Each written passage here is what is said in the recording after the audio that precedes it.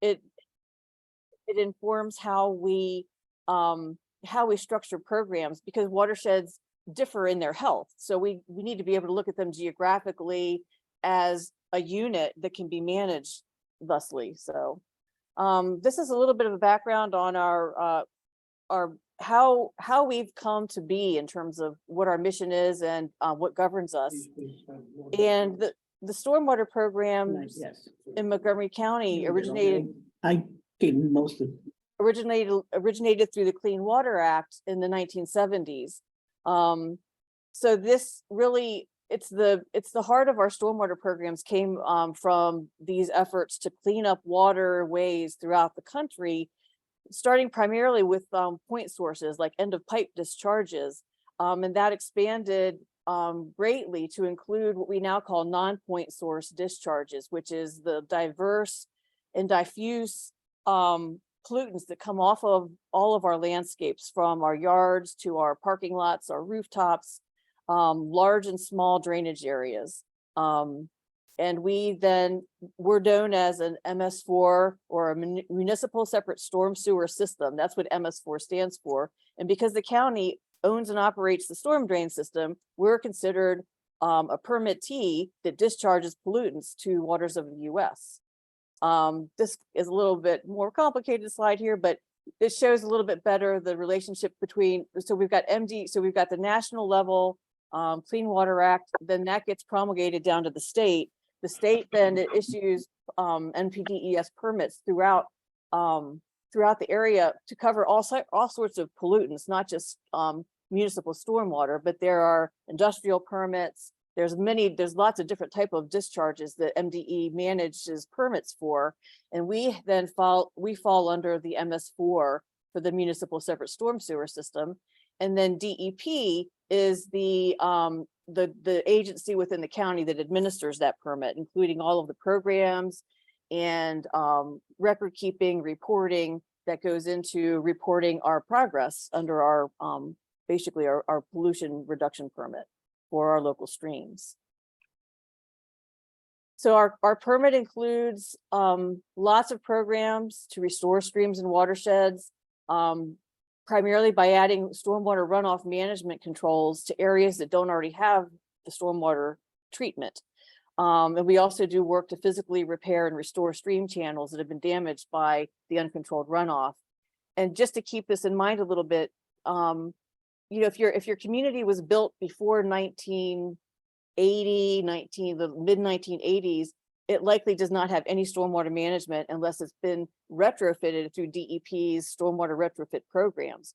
So it wasn't until the 80s that local stormwater regs started hitting the ground to manage stormwater runoff, and they've evolved greatly since the 80s to include smaller and smaller stormwater practices, what we now call environmental site design, which is a lot of what Anne's going to be talking about. So we have these programs. Then we also have education and enforcement programs. We have inspectors that respond to complaints of pollution events. We have a very active education program for outreach and education about stormwater management in the county. We have methods in place to identify the areas that have been most impacted and focus our restoration programs to target the areas that that have been the most impaired, and also that have the highest potential for restoration, with also a lens to look at things like equity and inclusion through our outreach approaches. We've also got the stormwater maintenance inspection program, which I'm going to talk about in a bit here, but those are the primary elements of what goes into a stormwater permit, and it's fairly standard across all large municipalities. So again, a little bit of review. What is stormwater? Well, it's pretty much what runs off the land and carries the pollutants to our streams, and it flows through the storm drain system. But what's of importance when you think about the stormwater and how it gets to the streams, also keeping in mind with the living resources that are impacted. So that's really a focus of the county's program, is that we look at the biological health of our streams by monitoring the fish and the macroinvertebrates and the creatures that live in our streams to reflect back on the health. And that's largely, I'm trying to go back here. I'm not sure it's going to let me. It's not happy. But that we have maps, we have resources that show the biological integrity of our streams and the things that live in them. And that's really a basis for how we go about looking at stream health in Montgomery County. Just a quick illustration here, what we've done through our development processes, and this is not unique to Montgomery County by any means, but we used to have a forested ecosystem that supported very diverse stream habitat and stream health. And as we develop our neighborhoods and communities, we pave it over, put storm drains, we've got gutters and storm drains in our streets and our communities, and that highly channelizes the stormwater draining into our creeks and streams to the point where we've actually, this is like what I haven't, my bar is covering my presentation here, but we have, several magnitudes times more storm drain systems than we have streams in the county. So that's a lot of water being put through pipes and discharged through outfalls into our streams, and that radically changes the integrity of the stream channels because they expand. Stream channels are natural systems, but they expand to accommodate that additional water that's flowing to them. They get heated up by the stormwater. They suffer through massive amounts of erosion to accommodate those flows that are very much larger than that forested ecosystem. And of course, everything that comes off of the landscape goes into the streams ultimately. That's where it's going to end up. And that's why we put in stormwater treatment practices to filter out the pesticides, the runoff that comes off of our yards and our open spaces that are managed. We've got a lot of plastic trash that ends up down there, some of which is captured by stormwater management facilities, and that is the good news. But a lot of it goes through storm drains that don't have stormwater management ponds or practices. So you have to keep that in mind, that all that part of the county that developed without stormwater management has not, and that does not have adequate retrofits, is going to be delivering these pollutants continually downstream. This is just a neighborhood this is just illustrating these green lines that are kind of pale, but you can sort of make them out. A lot of what we deal with in the county, a lot of what triggers people to get involved in watershed management and watershed questions is lot to lot drainage. And that's the water that's flowing from yard to yard, rooftop to rooftop. And we find increasingly that these issues are what used to be something that could be managed fairly easily, because of the change in storm intensity and the increasing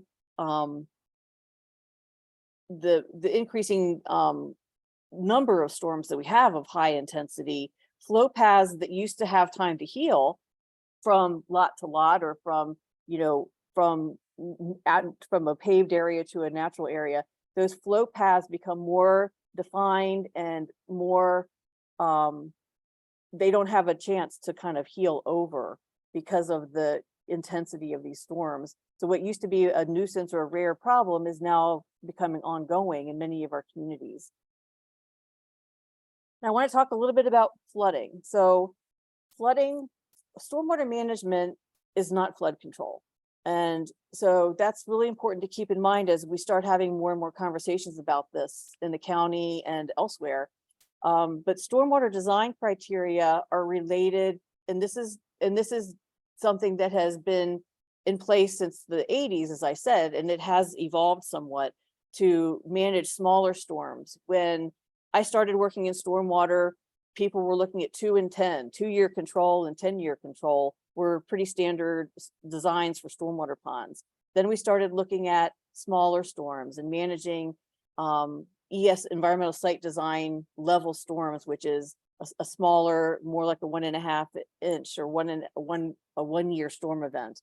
And then we had we still do storm drain system design has been sized to convey typically the 10-year storm event, which is about a 5-inch storm. And then, but by comparison, 100-year storm, which is more of what we think of when we think about the big storms and the flooding events.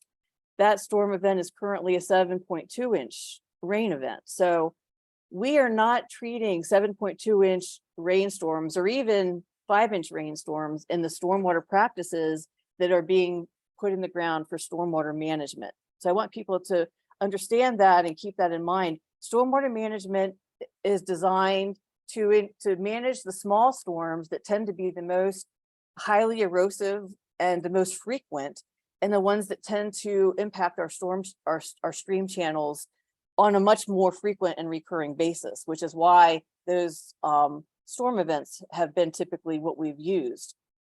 There's some change going to occur with some of these over time. MDE is currently putting together a very deep analysis on how the rainfall patterns are changing throughout the state. MDE will be the lead agency to determine any changes to stormwater regs that might ultimately end up affecting Montgomery County. But they've already looked at it and found that they're seeing a predicted increase of about 11% in terms of storm flow volume by 2070. And that's for those smaller storms, and maybe a 7% increase for the larger storms. And the 100-year storm events, they're still looking at that, what may be possible to discern with the type of historical records we have. It's hard to make predictions on those big storms. One bit of news is DEP is currently developing a flood management plan. There's a consultant working on that right now. So there'll be more information coming out, and I'm going to show you. There's a website to go to find out information about that. It's just flooding, MontgomeryCountyMD.gov flooding. But this is definitely it's new and picking up a lot of steam. And I encourage you to check out the website to get information about this. There's information here about the flood management plan that's being developed, information about flood insurance and who should get it. And increasingly, recommendations are going out that more people probably should have it than by any means have it now. How to prepare, reporting floodings. There's also information about our new flood sensors that are being deployed around the county. There's 33 real-time flood sensors that help us look at flooding, mostly in areas with a record of flooding problems at road intersections. And so that's something to definitely be checking out. Again, there's very different strategies involved for addressing lot-to-lot drainage and our normal, what we would consider our ongoing stormwater management goals for improving stream health and stream quality versus the great big catastrophic floods. They're very different approaches to these things. They layer together though. And also maintenance matters. So we'll talk a little bit about that's what I'm going to kind of segue into maintenance a little bit here. But we have a lot of resources. Yes. Could we take a question from Devin Batley? He's been waiting patiently. Devin?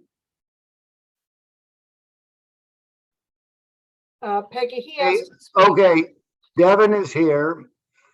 I've been, the proper participant and just having my microphone on mute. Can you hear me? I can. Yes. You want to see me? Don't care. Just get on with your question, please. Or okay. Here's my question. As the president of perpetuity of the Lindbergh Park Owners Association, where we have a complete system for treating our stormwater, why can't we get proper credits? It's very difficult to get proper credits for the money you spend for stormwater management. And the county has fought us tooth and nail. They don't want to give us fair credits for our community stormwater management system that takes care of all the stormwater. Thank you, Devin. I think we get the you. gist of your question. Could we have an answer, please? Thank you for your question. I actually I don't work in the water quality protection charge credit program area.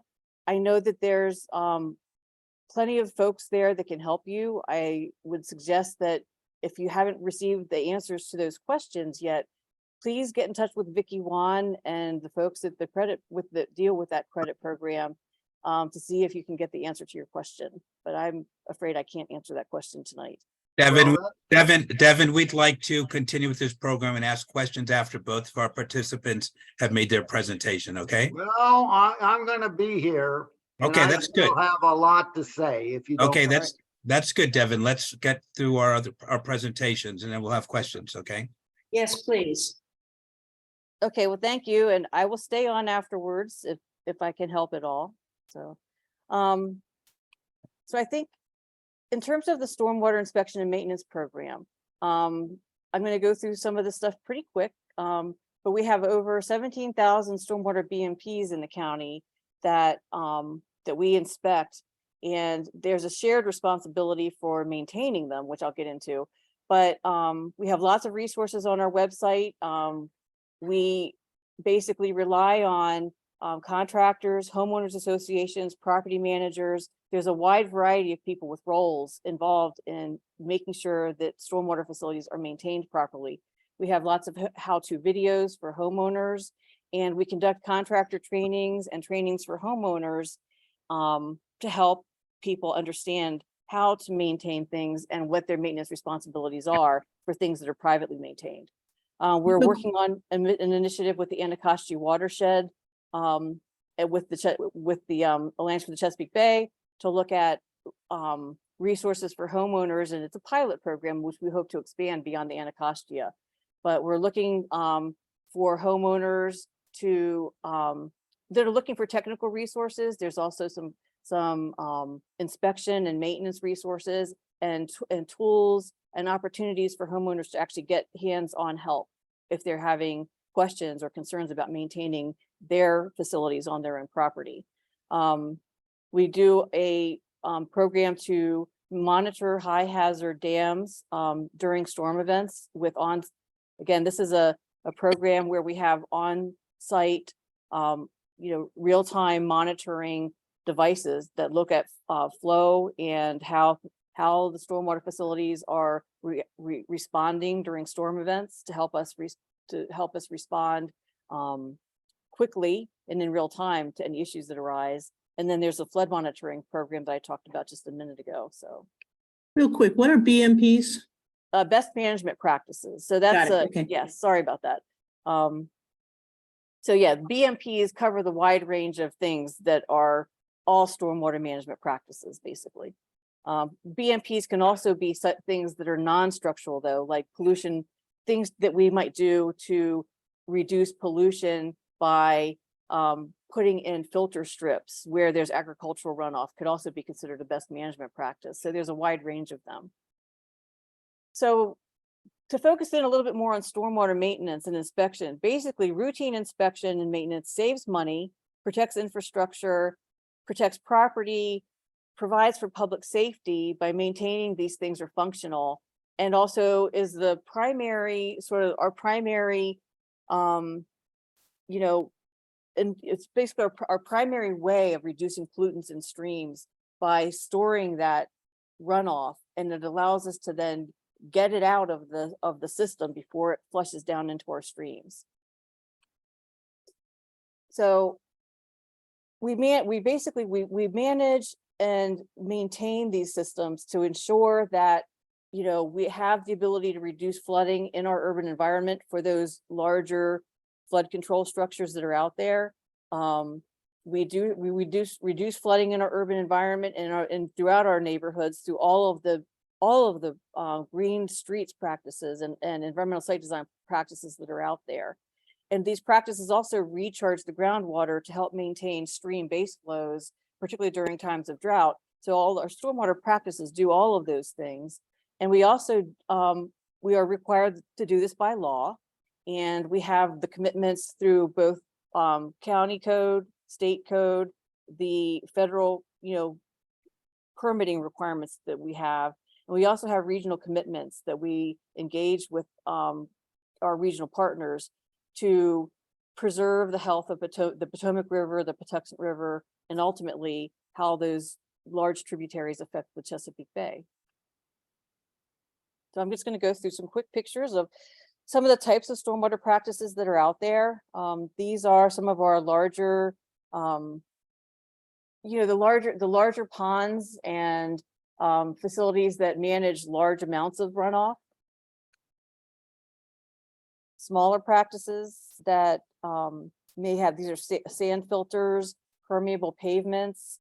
We have dry ponds, bioretention facilities, underground structures, and there's many underground structures that are silently and invisibly out there, treating oil and grit and the types of things that come off of primarily more high density types of development. And these are all actually maintained by DEP unless it's a commercial property. So if there's underground structures for things that are government facilities, government properties, things like that, DEP inspects these, but the commercial property owner does maintain them. That's what you're seeing going on there, is a filter getting cleaned out. We have green streets projects, which are, I think many of you live or maybe see these things where you commute through. Green roof practices on many of our public buildings. And that's one of our goals, is to retrofit public buildings like libraries, fire departments, things like that. And DEP does maintain those. We maintain all of the permeable parking systems that you see in many of our neighborhoods, particularly in the Sligo Creek watershed and some of our down county areas. And these are, they're beautiful. The vegetated practices are an amenity in the neighborhoods and filter very effectively the wide variety of pollutants that are coming through our streets and our storm drains. These are what you see a lot on single family residential homes, lots of dry wells out there. We've got dry wells, we have many bioretention and rain gardens of a smaller scale. And we're seeing more and more of these more structural rain garden boxes that are popping up in many of our developments, both down county and up in the Clarksburg area. And so this is what we're coming with when we go do our maintenance efforts on these practices. There's a lot of silt, a lot of sediment, a lot of road sand and road products that end up in these facilities, and a lot of organic matter that is kept from flowing down into the stream channels. There's 3 aspects to our maintenance program. We have the triennial inspections, in which the DEP inspects everything by law. We're required to inspect all stormwater practices. Then we have the maintenance program that DEP actually physically does the maintenance on all publicly owned BMPs and things that have been transferred to us through the homeowners associations. So that may be of interest. We could talk about that a little bit more, but HOAs, if they have ponds or other structural projects that were constructed as part of the community, HOAs are able to actually transfer that structural maintenance to the county. And then we have our compliance program, which is where we do inspections to ensure that people that have to maintain their own projects are actually maintaining them. So again, all this is required by law, and you can see that some of the larger types of maintenance projects that we end up having to do are fairly involved, and that's why we have programs in place to help with this, particularly for homeowner associations, where this gets way beyond their ability. So the water quality protection charge is part of Montgomery County property tax bills. The reason I bring this up is because it is what allows us to fund these programs, both the programs that we are required to do through permit, basically all of the programs and the inspection and maintenance of these facilities gets funded through the water quality protection charge. And all property owners in Montgomery County pay the WQPC. And there is a credit program, which was referred to earlier, but the means for getting that credit is a pre-established formulas for determining how much credit you can take from your water quality protection charge bill that comes out on your property taxes. So there's more information about that I'm going to get to here in a second. So there's a lot of resources. There's information about the credit program here, and I'll make sure that you all have this so you can have all the links through Peggy. So there's information about the credit program. We have a lot of fact sheets and things about it and how to go about getting that credit. If you've done things on your property and you want to pursue this, you may. And you may also, after hearing what Ann's going to be talking about, you may decide you want to go ahead and do something to help with the runoff coming off your own property. And we're also, we do homeowner association and civic association and property management company trainings periodically. The last one was probably about 3 years ago, and we're planning another one this summer. And here's our website for finding more information about what is out there. We have lots of videos on how these types of practices are maintained, and lots of links to our program drivers and our program resources. So thank you all. I know I went through things pretty fast, and thanks for saving questions for the end. I will be here, and this is also how you can reach me, Pamela.Rowe@MontgomeryCountyMD.gov and Stormwater Health at MontgomeryCountyMD.gov. Thank you, Pamela. And let's switch right over to Ann English. Ann, could you pick up and particularly focus on what individual homeowners can do?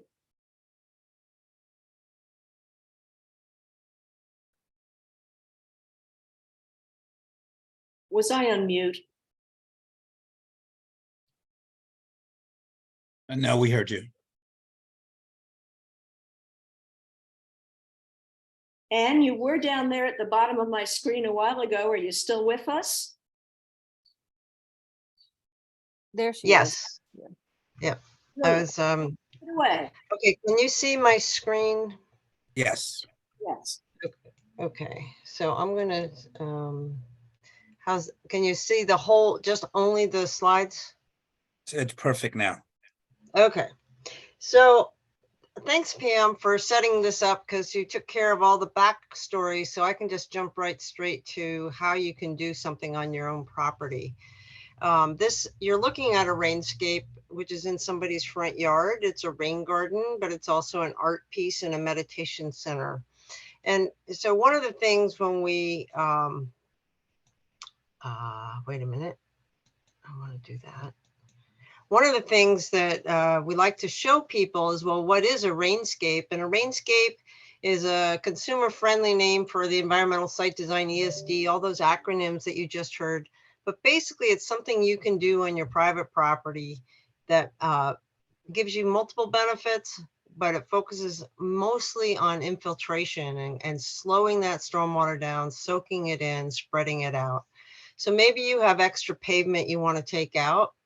That we have a rebate for that. Permeable paver retrofits, if you have a driveway that you want to convert to something, you maybe direct your downspouts into it. We have a rebate for that.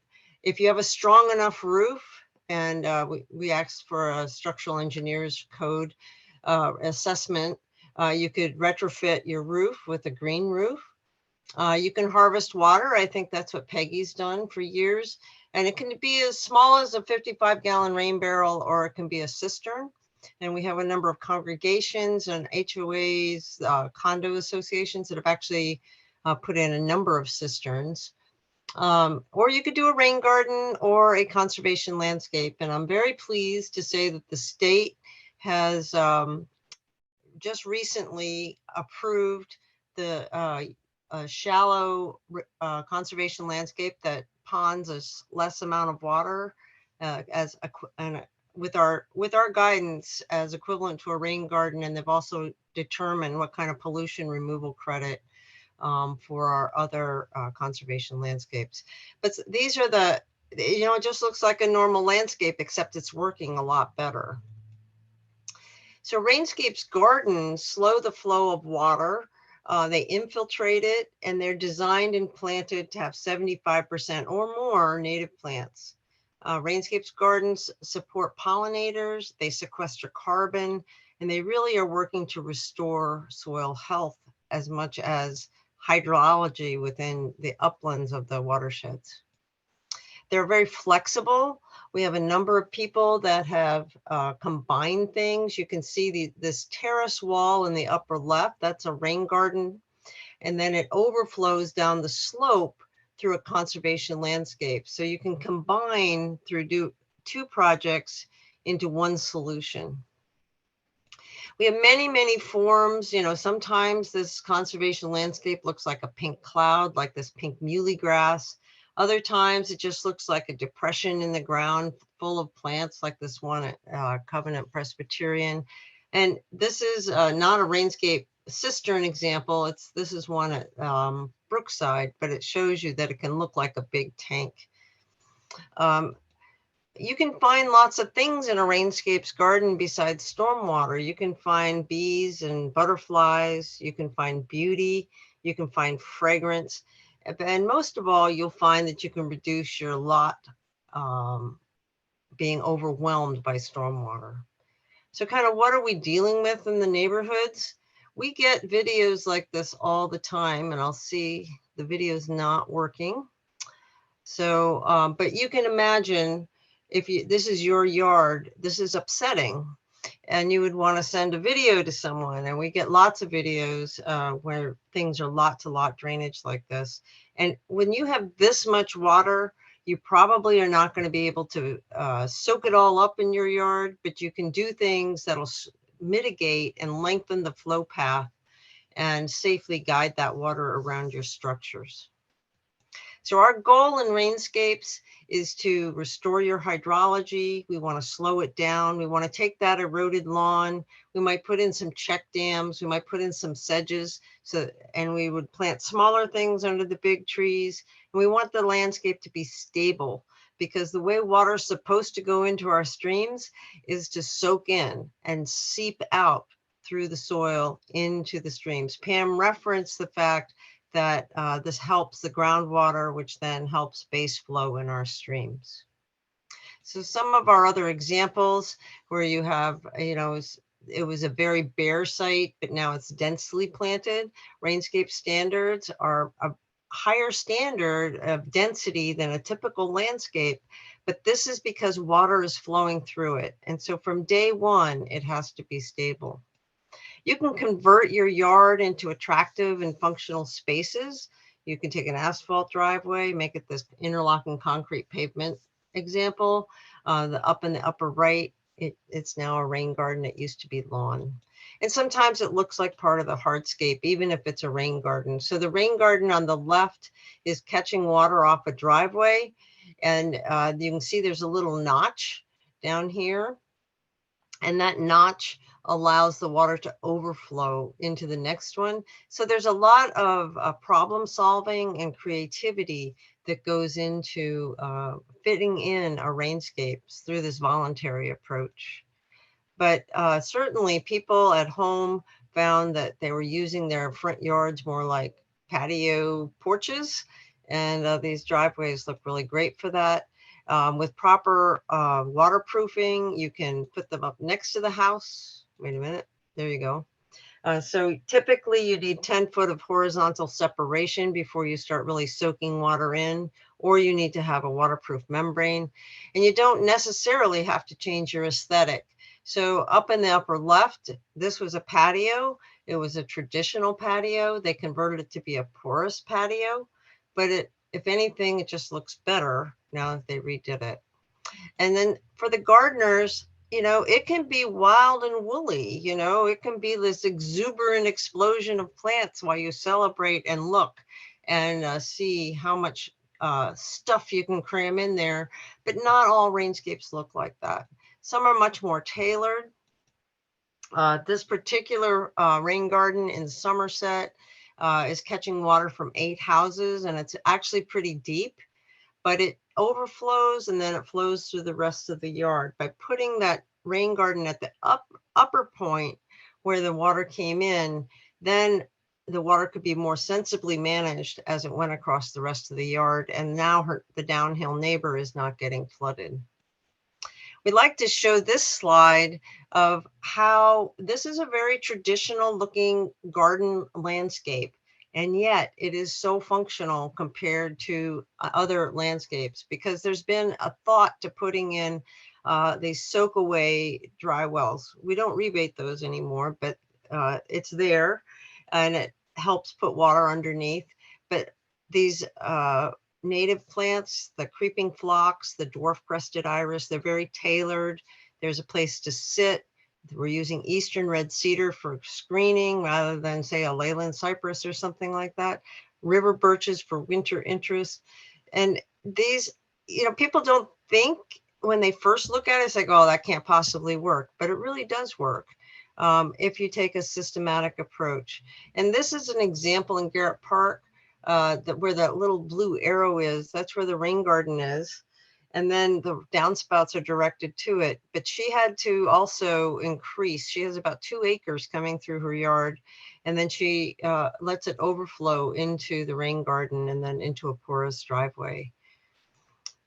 So our message is that stormwater gardens create a more resilient and ecologically diverse landscape. And we want these layers in the landscape. So we're slowing water down before it ever hits the ground. Slowing water down before it ever hits the ground. This is a really important idea. Our forests that are healthy have layers. We have overgrazing in our forests. So now we don't have as many layers, but if we can get plants at various heights, it also helps reduce the impact of stormwater management. We want these gardens to be experientially rich, ecologically sound, and of the place. And our place is very dynamic.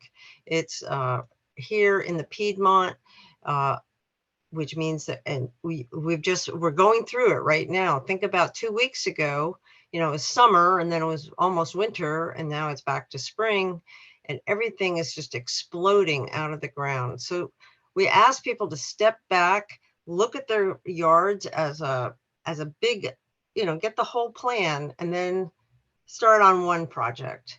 We don't want people to be putting in invasive species. There are all kinds of reasons, and I won't dwell on that right now. But if we can use at least 75% native plants, we're really restoring ecological function.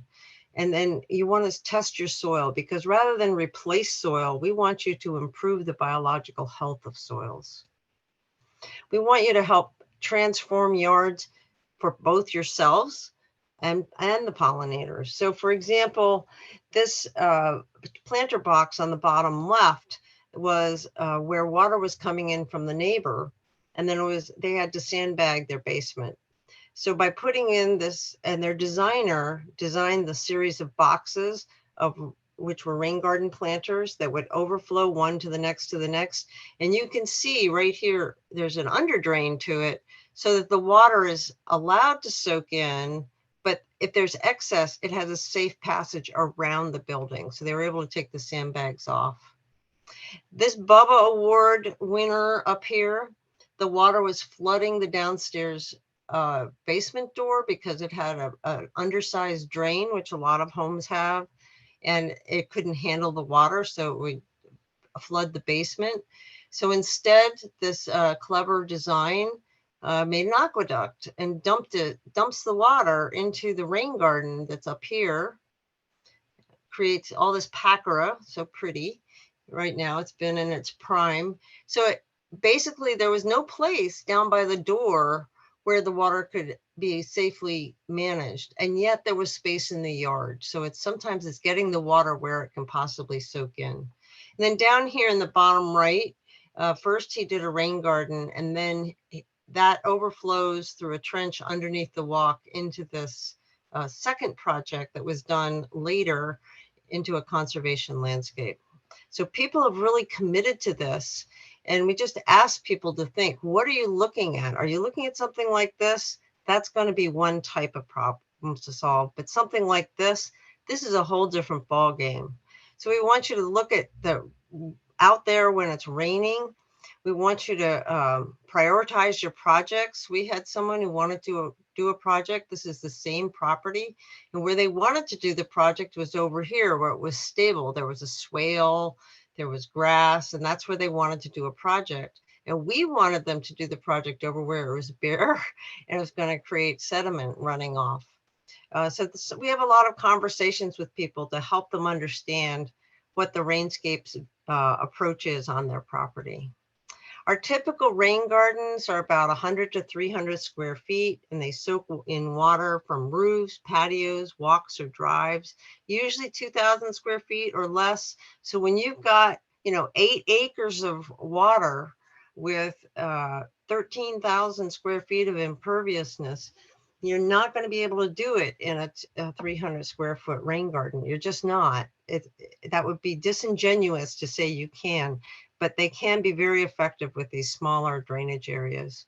The conservation landscapes have been averaging between 600 and 900 square feet. When we first started the program, and Pam remembers this because she predated me in RainScapes, we had a 500 square foot standard, and we dropped it to 250 because 500 was considered to be too much. We just can't do that. But that was set because that was kind of the small lot front yard size. But now people have really stepped up, and they want to rip out that turf and get deeper roots. They want to create pollinator habitat, and they're aware. There's an awareness in the population that stormwater is an issue that was not there before. So our incentives have been covering between 24 and 51% of costs roughly. We were aiming for generally 50%, but some things are more expensive. And you can see in the third column there's a range of costs by square foot or gallon, depending on the practice, and the average cost. Now you have to remember that this includes all projects. This chart isn't split out by pros versus do-it-yourselfers, but you can gather that the lower cost is on the do-it-yourself side, and the higher cost would be on the premium landscape contractor. So generally we were aiming for 50%, but we're not at that mark. But the rebates have really helped people make change for the environment in the process of making change in their yard. I want to just show you a couple of quick things. We increased our rebate amounts up to maximum of $7,500 in November of 2018, and you can see what happened. So we increased the rebates back here at the green bar, and you can see the demand went up, and then it dipped, and then we increased them again to a maximum of 7,500, and it went through the roof.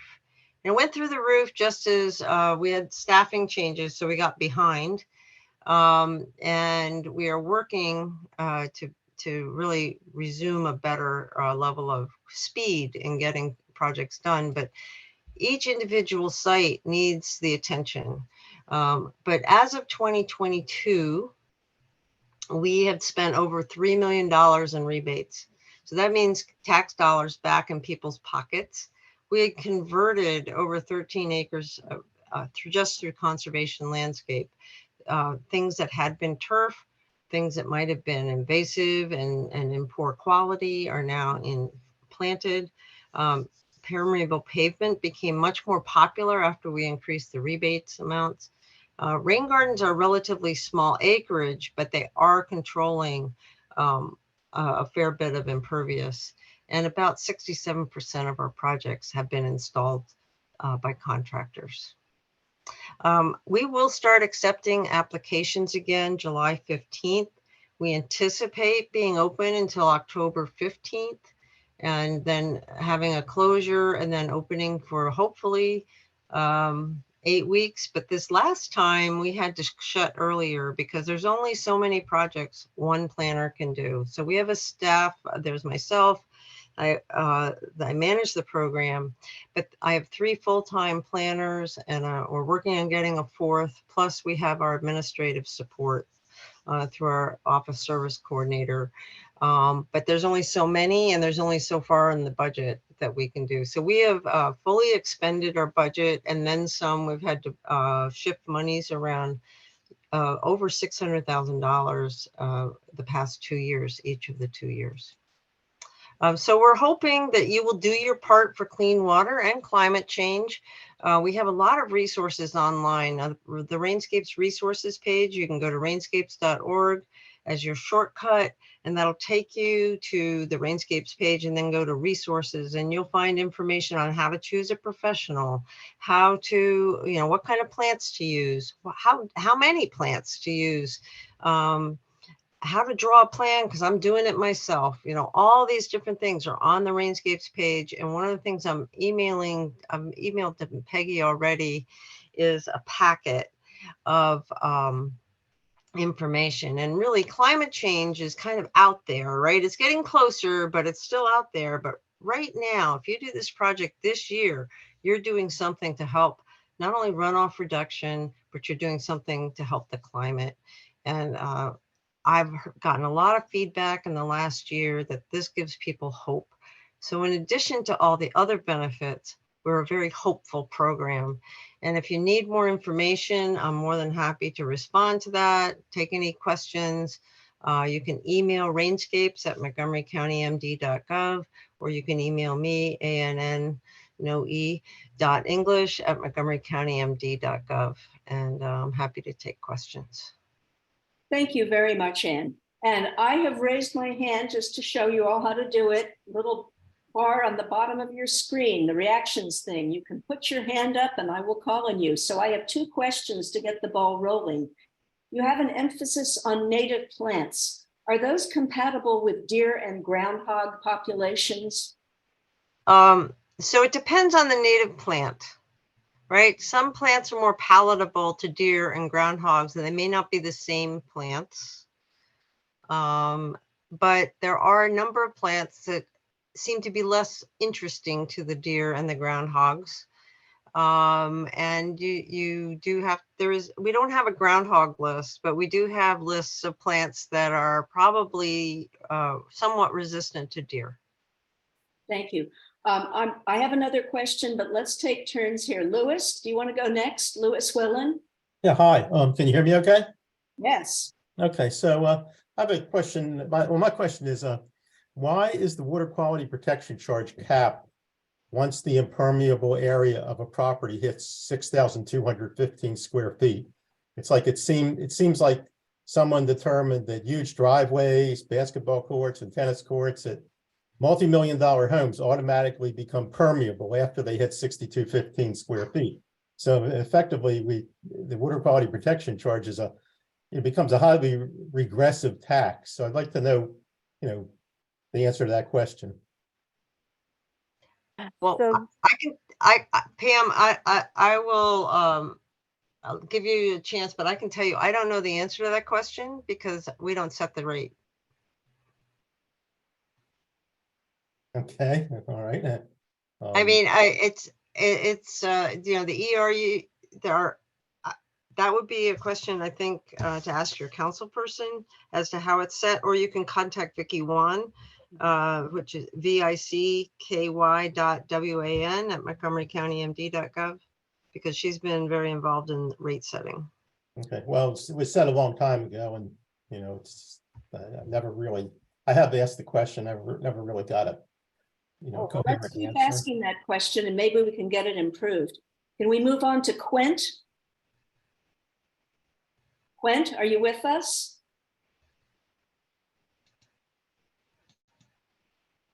Okay, we'll come back to Quint. How about Caroline Barth? Hi, my good friends, Pam and Ann. Haven't seen you for a while. Good to see you. I know that you said, Pam, that you're just starting work on a flooding plan. So my question's kind of unfair, but I'm going to ask it anyway, because I think it's useful. With catastrophic rainfalls already happening, right? Cloudbursts, we're already seeing them with climate change. We've been very lucky in our area, but we know they're coming. I want to talk a little bit about what the county's approach is to blue-green infrastructure. Look at Babcock Ranch in Florida, right? Their roads were designed to accept the floodwaters, and they made it through the hurricane with almost no damage. They lost a couple palm trees and some tiles. Smart cisterns, another thing, as we move into more of a water quantity focus with water quality also. Things like Copenhagen is doing.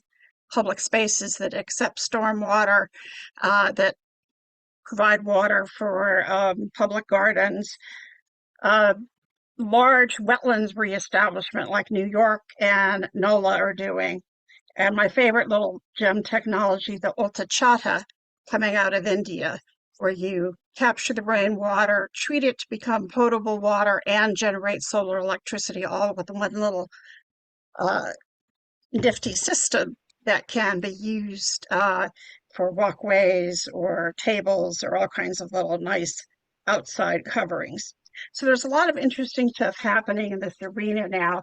And I just would like to get a flavor from you of where Montgomery County is heading with blue-green infrastructure.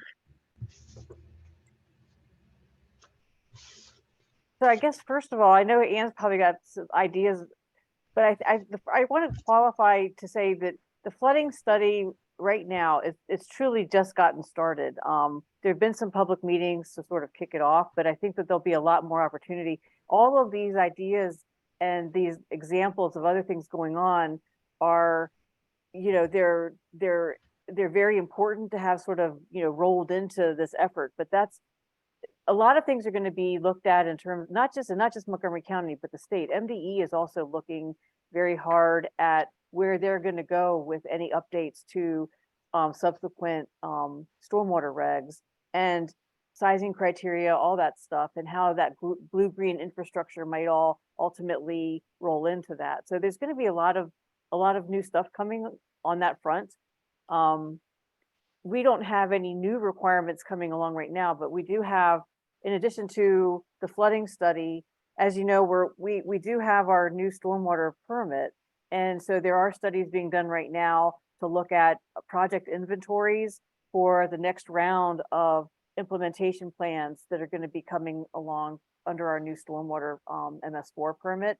So those are two, I would say both the flooding study and the MS4 permit would be great places to provide that input. And if you haven't, you could, at the end of this program, we can send Peggy information on how to get involved in those studies and how to send comments on those. But that's not exactly what I do right now. So. Now, I appreciate that, but I think that part of this effort requires, obviously everybody has to live with the new rules whenever they come down, but I think there's an important refocusing and reprioritizing that has to take place throughout all of our stormwater efforts. I mean, everybody has to get a new viewpoint or we can't get this done. At least Yeah. a lot of you know my day job in Prince George's County. You know, we're working with FEMA and the district. We have a grant to study some of these things. So Carol, it's I so think important for resilience. So I mean, it can't be siloed No. Well, in one portion. well, I think that there may be opportunities to look at that in Montgomery County through the climate action plan and the climate side of things. There's going to be a hiring coming along for a position to support nature-based solutions to climate change. And those nature-based solutions to climate change are going to go largely along the lines of the types of things you're talking about from elsewhere. So there may be, and that position should be hired sometime in the next, I'm thinking it should be advertised in the next 6 months, but that'll be a planner with Understand Edwards looking at these nature-based solutions to climate change. And I think there's going to be a lot of room for that kind of analysis. Thank you, Carolyn. Could we back up to Quint? Are you with us now, Quint? I'm with you now. Can you hear me? Yes. Yeah, I guess I'm totally supportive of the program. It just seems like whenever the program is doing something or we participate in it, something comes along and all of our efforts are thrown down the drain. For example, we've tried to improve our stream quality, but the stream quality keeps going down, and it's in the Northwest Branch section of Montgomery County. And at the same time as you know, we have people have invested their own money in Raingardens. We found the red tape difficult to work through, and we don't really people like myself are willing to do this at little cost, and we don't have to pay a lot of money. I just put in at least a quarter of an acre native plant meadow in my replaced grass in my lawn. And I've done rain gardens, I've done everything, I've done a lot of these things. And then neighbors will do this. And then the next thing that happens is a neighbor paves over his front, puts 9 parking places in his front yard. That undoes a lot of rain gardens when somebody is allowed to do that. And the feeling in the county is as well, we need housing, and these people need places to live and places to park. And so we have to do this regardless. We've made agreements with different to support different projects, high density projects in our area, and limiting their imperviousness. And they go over their imperviousness, and Park and Planning says, well, they really need this, but they need this larger parking lot now. So we know you've got a written agreement with them, but that written agreement doesn't really mean anything. And we're approving this project, and DEP, we're going to go ahead and we're going to allow them to pave their parking, make their parking lot larger. We have another facility that's been Quint? so we got 2 things going on at the same time. We got overdevelopment, and we got your program, and your program is making a lot of little changes. The rest of what the county council is focused on is big projects like Pike and Rose housing and stuff. It's wiping out innumerable numbers of trees. Quint, I'm gonna butt in Okay. because we have a number of other hands up. Do we have a response to that? I want to clarify that our permitting services and planning are separate agencies from DEP. So that plan review process is outside of DEP. Okay, can we move on to Lloyd, please? My question is very similar to the last one, but on a more specific level. And suppose you have what's called an R60 lot, 6,000 square feet, and you put either in 4 units or 6 units, such as some of the people in the planning group want. As a practical matter, there's very little property left other than roofs and walkways. Have they talked to you about how your work could actually work in the context of such density on an R60 lot? Good I'm question. going to tell you straight up, no. They have not talked to us about, they have not talked to me about it, and I'm not aware of anyone they've talked to within DEP. So Thrive may end up hindering your work in the future, I would imagine. There are challenges with other practices like dry wells that take up all the land space. So then people want to plant trees through Tree Montgomery, and then there's no place to plant that tree because it would be on top of a dry well, and you don't plant trees on top of dry wells.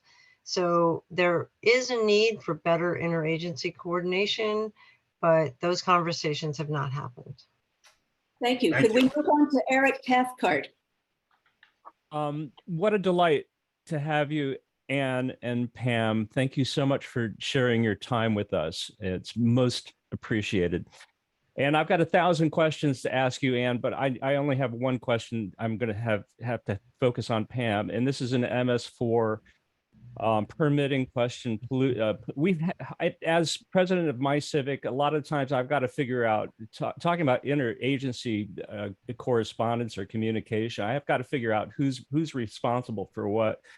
We caught a WSSC contractor flushing concrete slurry from a job, doing the diamond bit cutting in the road, and they were flushing the slurry down the storm drain. And there was a state contractor, a state engineer on site for another project. He didn't want to get blamed for it, so he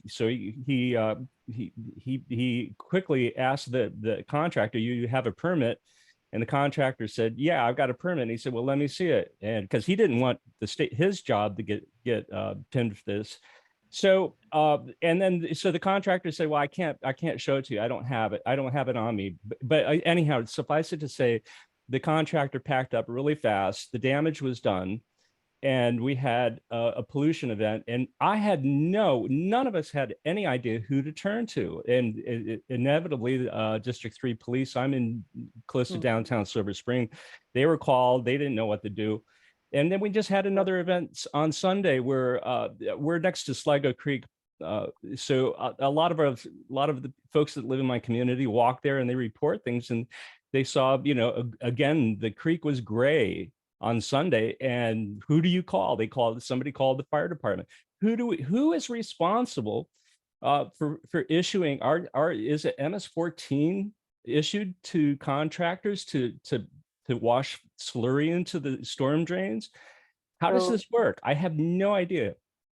So we have a compliance section within DEP, and those sorts of pollution event reports go to our inspectors that follow up on all of the complaints that we have in the county.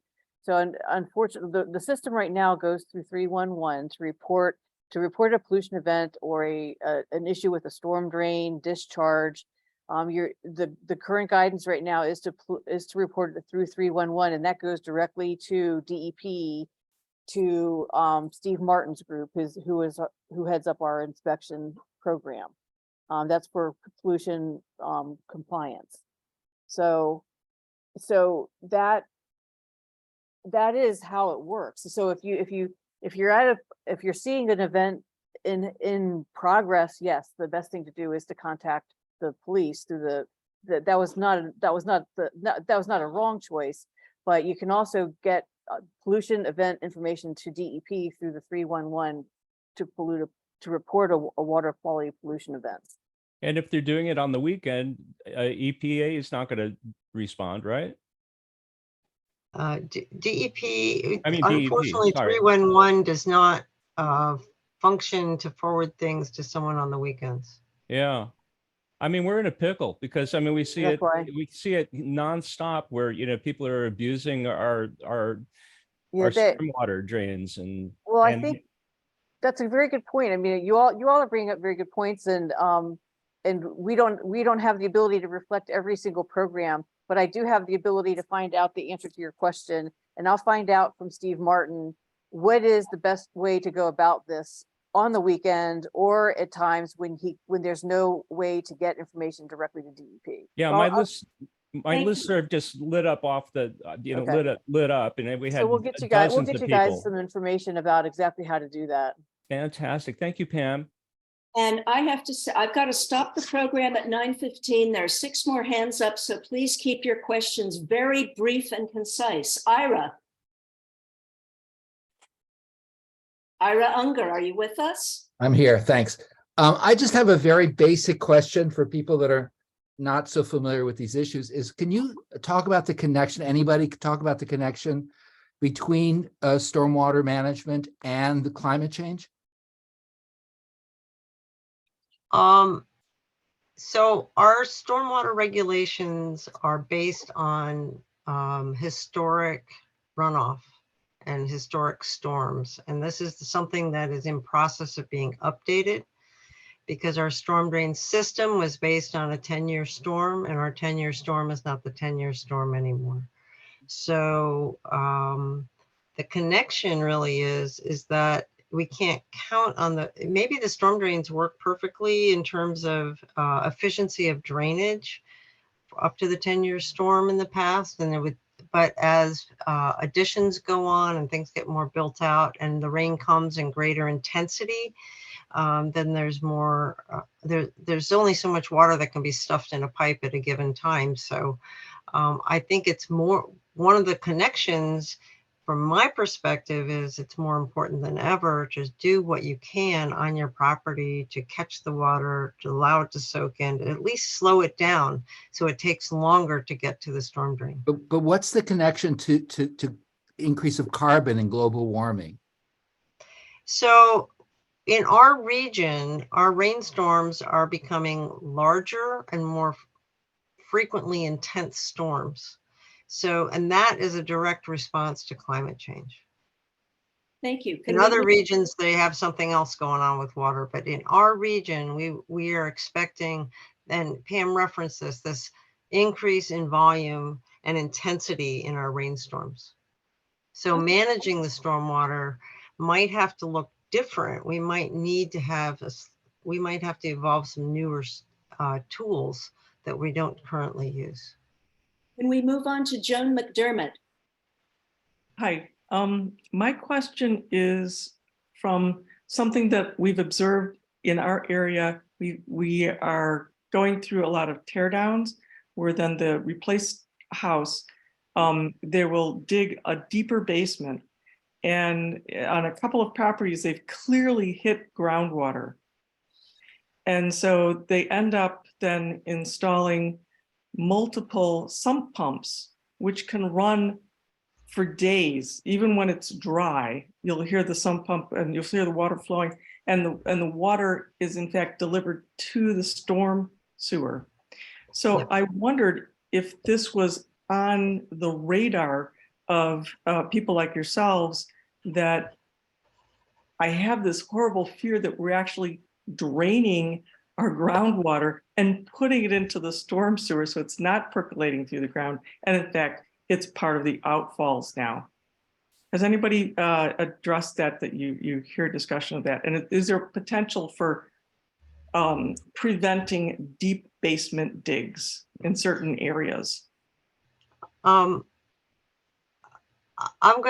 not sure what Pam's response to that is, but I'm just going to say that that's a great issue to bring up to the to the building department of DPS, or permitting services, and to see what their response is, because yes, these sumps going straight into the storm drains is a problem.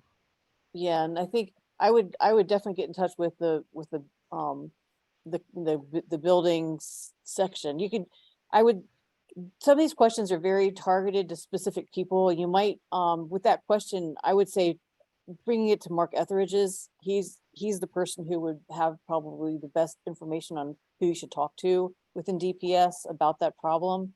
But you need to get, if they're connecting sump pumps into the storm drain system, they need to get a permit to do that. They did actually, because it was such a problem, they actually paid the money and got the permit. But again, my fear is that we're near Rock Creek. We're really hurting the forest. And I wondered if there was any potential for changing code to maybe consider hydrology. Right. You're really talking about a policy change. Yes. Yeah. Okay, Sheldon Fishman. All right. Thank you very much for your presentation. I learned a lot, and I love the pictures. My question is on a different aspect of this. I wonder about the quality of water in addition to the quantity of water. And in particular, I understand that synthetic turf playing fields are a significant point source for microplastics and PFAS. And my question is there, are there any standards on the MS4 for PFAS and microplastics? And if not, what are the plans to do that? And what is your sense of, is this important or not?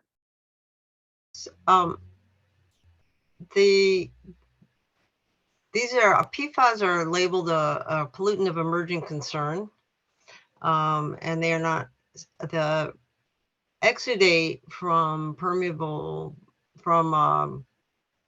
synthetic turf is not specifically regulated. I know this has been an issue of concern from people paying attention in the county for at least, I'm going to say at least a decade, but longer.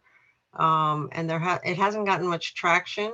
There has been a step back due to cost as much as anything for replacement. And I don't think the state is taking a very hard line on it. I think people are thinking, oh, this is a stormwater management tool because it's got all that gravel in it. But I think that it's probably an area that needs some civic engagement and political action, personally. That's not a departmental response, that's a personal response. Thank you. Could we have a question or comment from Leanne Tobias? Leanne?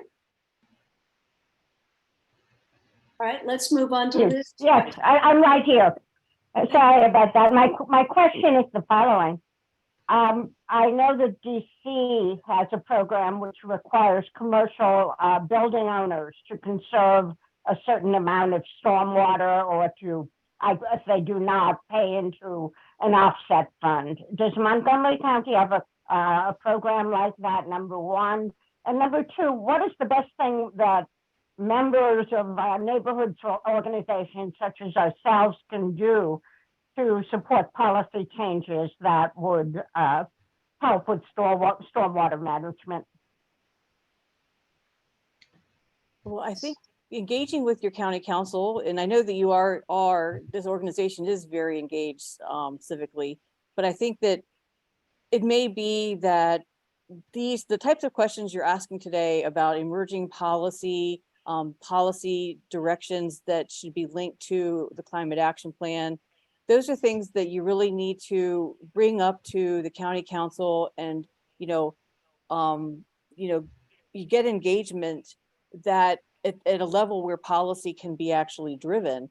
And the state, again, is going to have a role to play in that. But I think developing a stormwater position paper from Montgomery Civic Federation might be something that you could think about. But okay, thank you. Thank you. Final question goes to Elizabeth Joyce. Take it away, Elizabeth. Yes, I'm along the lines of what we've been discussing. Back in September, the Intergovernmental Affairs Chief of your department wrote a letter to the county council, a very important and powerful letter, suggesting that the smart growth philosophy that was behind their entire 30-year plan was not based on sound environmental practices, despite what the advocates say about smart growth being good for the environment. Mr. Schofer said there's a lot of evidence to the contrary. My question is, are there, like, the equivalent of EPA, national EPA requirements for stormwater management standards for either new structures or infill rebuilding of structures? And I assume no, but I'm wondering if that is in the law or needs to be in the law.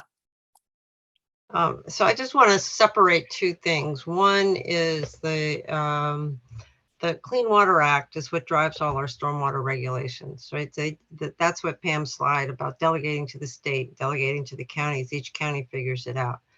The smart growth concept comes from a different group that was based on density as a good, because then you would have more open space because you'd put more things. In my observation, what's happened, and I think this is what Steve Schofar might have been referencing, is that you have density. Oh, that's good. So now you have 10 acres of maybe suburban development condensed down to 1 acre. So now you should have 9 acres, right? But then if you forget that that's one density, that 1 acre density is based on having 9 acres of open, and you shift to thinking density is the good, not density and open space combination is the good, then you say, well, now we're going to just do dense development. And lo and behold, in that same 10 acres, now you have 3 acres of dense development, and that impacts your runoff no matter what you do. So I think that's what Steve was referencing. But and that is the underpinning of the Thrive plan. And that's in there, it is, but there, and I think I agree with Ann. I think one of the things that I think that the discussion is different when you're talking about a regional approach to smart growth, which is where a lot of the smart growth concepts came under Glendenning, and that was a regional conversation. And then when developers county by county, a different merge. I would like to thank both of you, Anne and Pamela. You've given us a wonderful presentation and a lot of information, which we will get onto our website. So thank you again. And now I'm going to turn it back over. We'll look at some responses to some of these questions that we can get information back to you for. Oh, it gets better and better. Thank you. Alan, do you want to pick up and get us back on track for the rest of the meeting?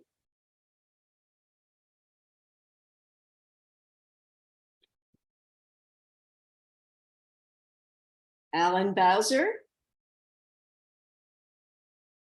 No, I'm here. I'm just having some technical problems at this side.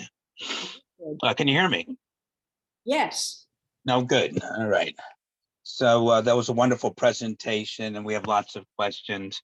We thought that raising the questions of stormwater was an important conversation for the Federation, and that learning what kind of assistance the county can provide. And we'll try to post some more information about that and make it available to members. One of the things we'd like to do now, as we struggle with our technical issues over here, is before we conclude, there is we have a resolution that we'd like to take up with the membership. It's on page 17 of the Civic Federation News. It's a resolution on the property tax increase for MCCF. And hopefully many of you had a chance to read it. As you know, MCCF required almost an extra $300 million for its budget. County executive requesting a 10% property tax increase, a 10-cent property tax increase to meet the request. We have some concerns about maintenance of effort and the fact that this will be a continuing tax increase. I'm wondering if, Karen, are you available to read the resolution? You do such a good job at that.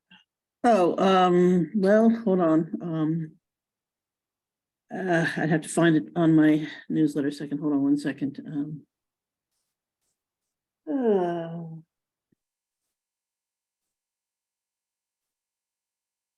Recording in progress. Latest issue online. Okay, hold on. What page did you say it was on? Page 17. All right. I'm going to do a little public reading here. Okay, let's see. 1 second. And I will be there. I'm going to scroll down to it. Okay. All right. Whereas the Montgomery County Executive has recommended a $6.8 billion spending plan for the fiscal year beginning July 1, 2024, of which $3.2 billion would go to Montgomery County Public Schools. And whereas the Montgomery County Board of Education is requesting a FY24 operating budget of $3,216,039,673 for MCCF, an increase of $296,012,046 or 10.1% compared to the FY23 operating budget that MCCF says will help: 1, increase mathematics and literacy rates; 2, improve recruitment and retention of a diverse and highly qualified staff; 3, promote effective two-way communication with families and the communities; and 4, foster safe and inclusive environments. And whereas MCCF's request would be an increase of $272,245,984 over the minimum funding required by the state of Maryland's maintenance of effort law, and under applicable law will require ongoing county funding at this higher level in the future. And whereas the Montgomery County Executive has proposed a 10-cent property tax increase to provide the additional new funding for Montgomery County Public Schools, which will be a permanent tax increase for Montgomery County property owners, And whereas delegates of the Montgomery County Civic Federation, Inc. believe in strong, safe, and supportive public schools that support students, teachers, and staff, and that provide innovative solutions to the unique challenges that students and schools are navigating. And whereas delegates of the Montgomery County Civic Federation, Inc. have expressed concern about the transparency and accountability of MCPS funding priorities, especially as it concerns the serious underinvestment in the public schools in the eastern part of Montgomery County. And whereas MCCF delegates are additionally concerned about the process by which Montgomery County residents were informed about the need and timing of the proposed FY24 residential tax increase. Therefore, be it resolved that the Montgomery County Civic Federation, Inc. calls on the Montgomery County Council to carefully examine the MCPS budget request generally and the need and proposed use of the additional funding requested. And be it further resolved that the MCCF calls on the County Council to work to increase the transparency and accountability of the MCPS budget process and improve communication with the public about the county's educational funding priorities. And be it further resolved that MCCF calls upon the Montgomery County government to seriously address the capital budget needs of MCPS facilities in the eastern areas of the county, which are overcrowded, understaffed, and have deteriorated facilities that are adversely impacting the learning and working environment in these underserved schools. So that's the resolution. Thank you, Karen. And as I remembered, you did it perfectly, so thank you very much. So we are recommending approval of this resolution, expressing concern about the tax increase, how it was brought to the attention of the public, further expressing concerns about the transparency and accountability of MCPS. Entertain a motion to consider the resolution. Is there a motion to consider it? So moved. Is there a second? Second's been first and second, and it's open for discussion. This is an issue that came up at the end of our meeting in April. Some people had some strong feelings about that. That was just before the county executive's budget was released, I believe. Well, it was actually after that. So the proposal was in the ether. Anybody have any concerns about the issue or the resolution?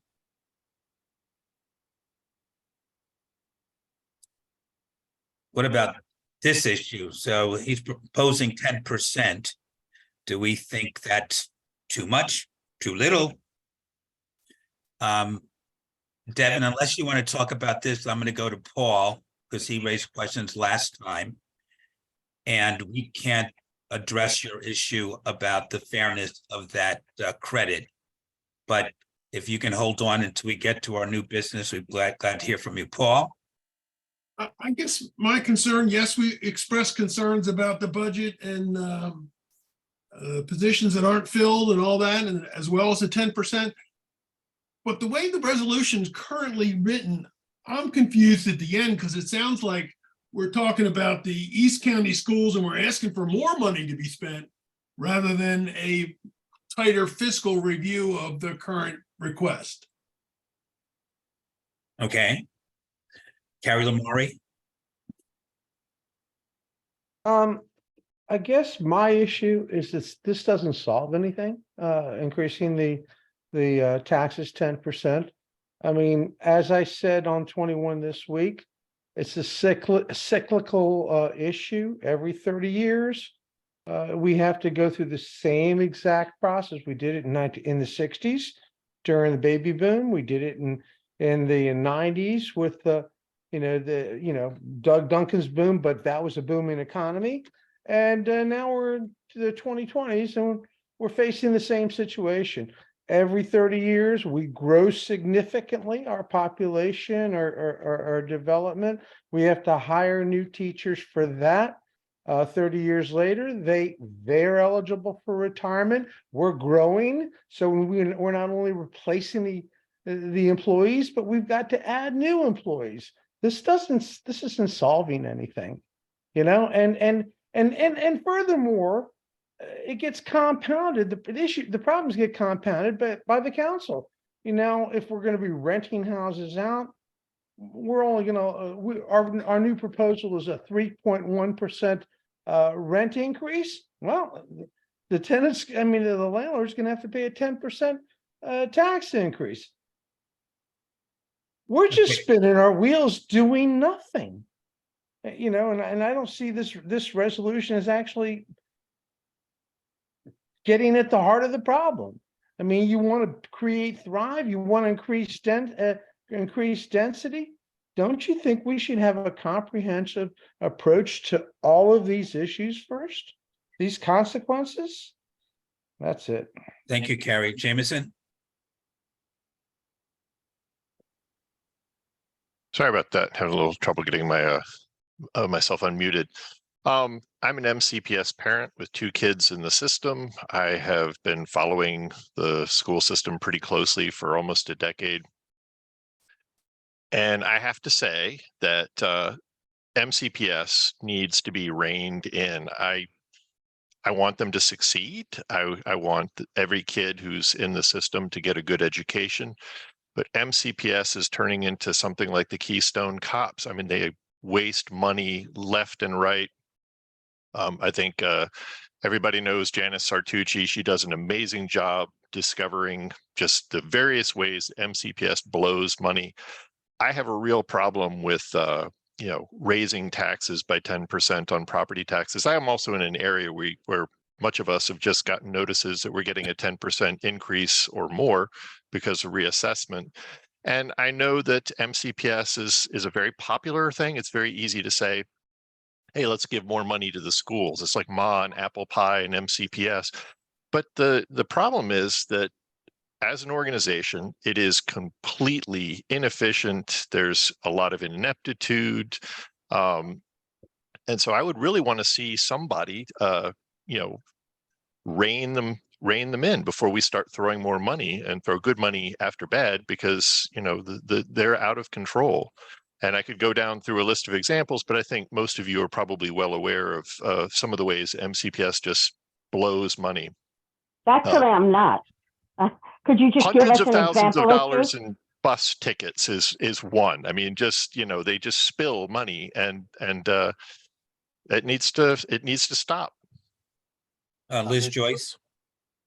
Yes, I think that the stress on accountability is terribly important. From the questions that I have asked, I haven't gotten any decent answers. First of all, the school budget is 1/2 the entire county budget. And I did not realize that until a couple of years ago. It is massive. And nobody seems to know. I actually sent Adam Pagnucco an email and asked him, why is this so opaque? Why doesn't anyone know what the problems are? And he said, as long as he can remember, that is the situation. There's no transparency. There are all sorts of state rules, but somebody has to delve into this, because this is going to be resisted. People are absolutely fed up with the way the county runs and all the things that we've been dealing with the last couple of years. And I asked Brenda Wolf yesterday, I saw her, and I said, well, so how did we get to this situation? And her answer was, well, the schools have been underfunded for years. That's not an answer. What do you mean by underfunded? What are your targets? What is your accountability? What are your benchmarks? There's none of that is public as far as I know, and it needs to become public. Thank you, Liz. Devin, is your question about schools?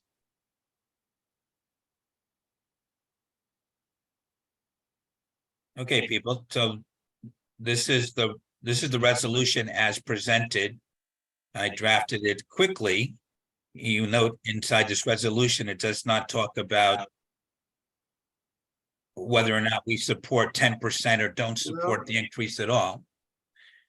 So, but it did highlight the concerns about the fact that we didn't know about this until the last moment, that we need more transparency from the county council and the MCPS administration, and that our conversations, people were raising questions about poor capitalization and underinvestment in these county schools. So all those points are in there.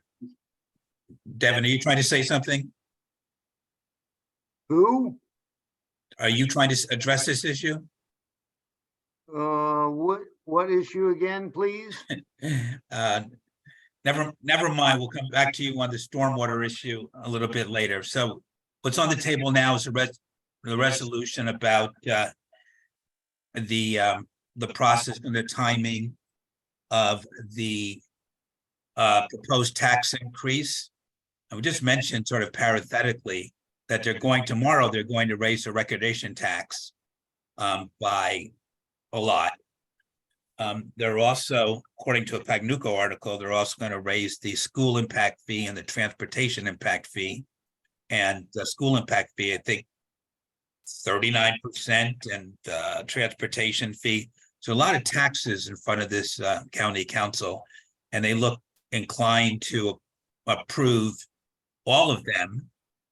They are inclined to cut the county executive's request for the property tax to about 6 cents as opposed to 10 cents. And of course, the unions and school administrators are not happy about that. But I thought this resolution went a long way to expressing the sense of the Civic Federation right now without taking a position on whether or not we think the tax is too high, is too low, or there should be no taxes. I will make one more comment if you don't mind. Sure. Okay. If I was in charge, I'd figure out a way, lower the taxes and still make everything work.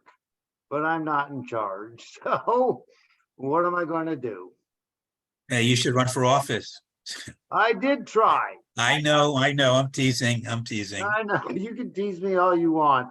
I thought I had some, compatriots out there in the Green Party, but I don't know. These minor parties, they don't do the most logical thing. And of course, to be a Democrat nominee, I look at what money got spent to be the Democratic nominee. We appreciate you putting your name forward. Carrie Lamari on this topic. Yeah. Well, yes, I want to add to it. I mean, if you think about it, when they did the estimated budget analysis of Thrive, this is not included in that. Okay, I mean, we're adding 10% now just to try to, rob Peter to pay Paul. Forget the growth equation that they're still going to be voting on in a month or two. I'm sorry, I think we should vote against the 10% tax bill altogether with. I mean, I think that it's absurd that they just jumped on it. It's budget time, but we've not really had a comprehensive evaluation and discussion on it. I mean, how do you talk about, $8 billion, in a few weeks? The council can't even do it, obviously. Okay, thank you for that. Any other comments on this? Oh, I agree 100% with Carrie. Okay. It's like they just don't seem to understand. They just don't get it right. And it'd be people like Carrie and I that could fix it, but we're not in charge. We are not in charge. We are just expressing an opinion of the civic committee. Jameson? I would just say that asking for a 10% property tax increase right now during a time of high inflation when a lot of families and residents are having to tighten their belt is extraordinarily tone deaf. And I'm also going to have some harsh words for the county council who want to approve an additional $300,000 so they can do media ad buys, not for any, purpose other than to get the council's peculiar message out. I think these people are all high. And I think it's time that somebody say, look, you need to get your act together and behave in a fiscally responsible manner. I mean, it's that simple. And that goes for MCPS. I do not know why in the 10 years I've been watching MCPS pretty closely, thereabouts, why this thing keeps rolling along and it never changes. But maybe it's time for people to finally get mad and say, enough's enough. while we have this conversation, if anybody's got some language they want to suggest for this, please help us out. We're going to go to Peggy Dennis. Thank you. I agree with what Carrie and previous speakers have said. I think 10% raise, which is not going to be a one-time raise, it will be permanent. And our tax increases are going to be based on that in perpetuity, and then they'll want another 5% next year. I think given the rate of inflation, it's just rather outrageous. That's all. Ira? Yeah, I'm just looking at the resolution now, and I agree with most of the comments about holding MCPS financially accountable. And maybe if the second, third, and fourth paragraph were deleted, or even the fifth paragraph, and just get down to the accountability issues, our concerns would be better expressed.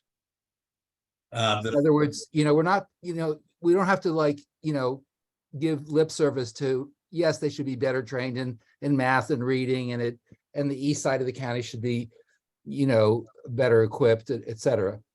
But just to get to the accountability issues. Well, we have to introduce it, so. I'd have to look at those paragraphs exactly, but it sounds like the right approach to me with what Ira is saying, and I think that is along the same lines of what Carrie's saying and Peggy's saying, Devin's saying. I think we're all kind of saying the same thing. The resolution is not clear that 10% is not good. It's not acceptable, and they need to go back and look at the accountability of Montgomery County Public Schools and get rid of the waste. Correct.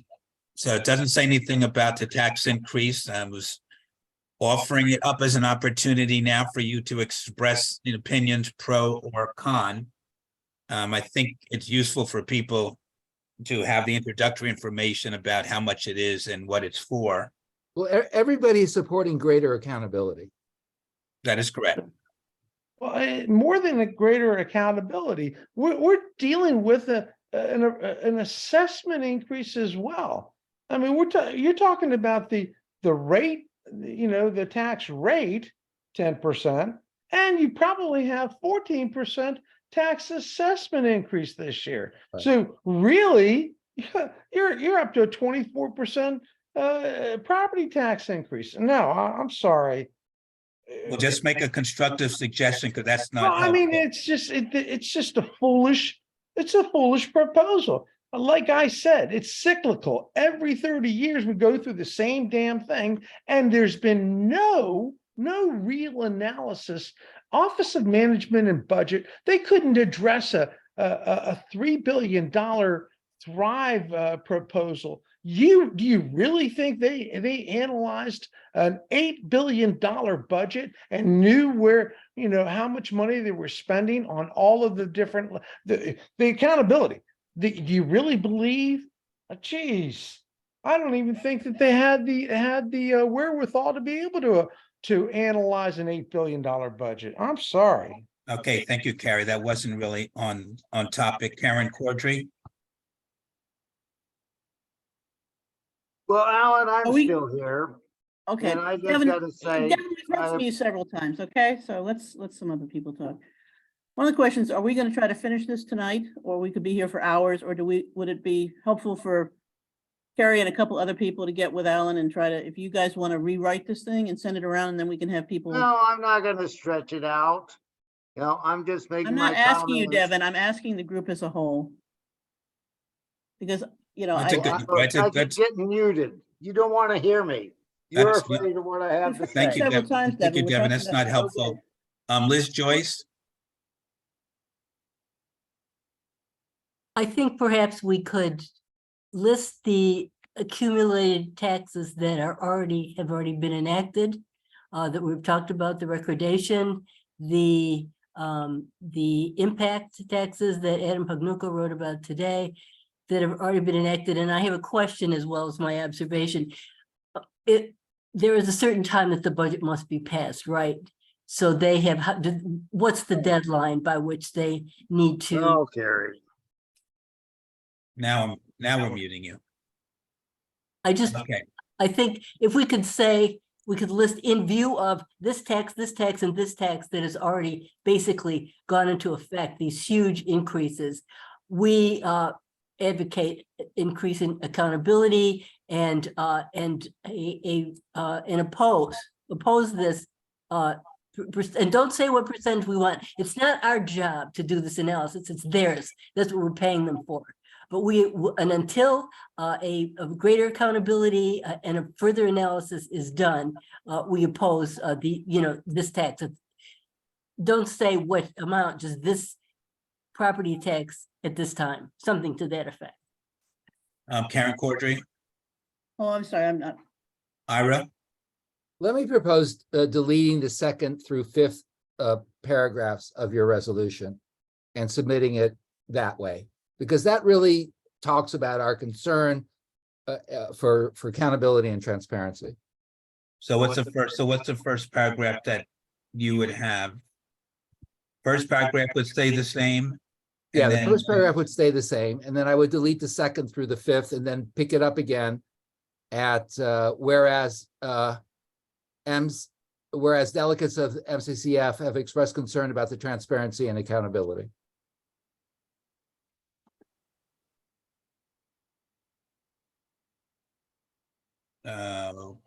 Okay. Actually, Friendly- that's deleting 6 paragraphs. Second, No, it's Two, 1, four. 2, 3, 4 paragraphs, and then you go. If, oh, so it's 2, 3, and 4. Okay, all right, sorry. No, 2, 3, 4, and 5. Right. So you go from 1 to 6 and then. 3, So I would jump from 1 to the paragraph that starts, whereas delegates have expressed concern. correct. Okay, that's constructive. Thank you. And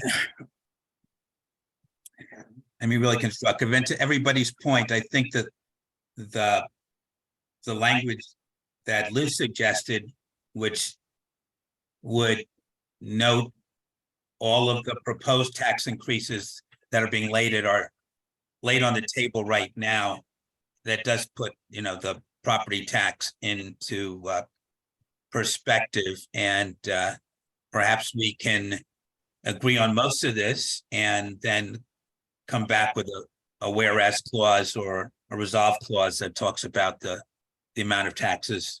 Kira. Yes, I agree with Elizabeth.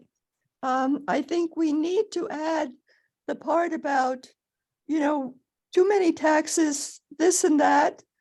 And I don't think we're going to resolve the wording precisely enough this evening for us to really take a vote. At least I can't imagine that you'll get the wording. So can we just have some of you put the thing together and come back to it? Well, we have a time, this is time sensitive. And what Liz is proposing, we add a whereas clause about the range of taxes that are being proposed to be increased. I think we can do that.